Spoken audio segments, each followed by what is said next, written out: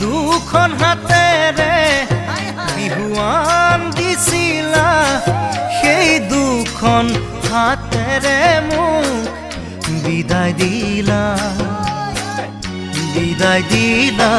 নাজানো ক'ত কি লাগিলে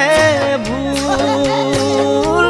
যাৰ বাবে হ'ল ইমান গণ্ডগোল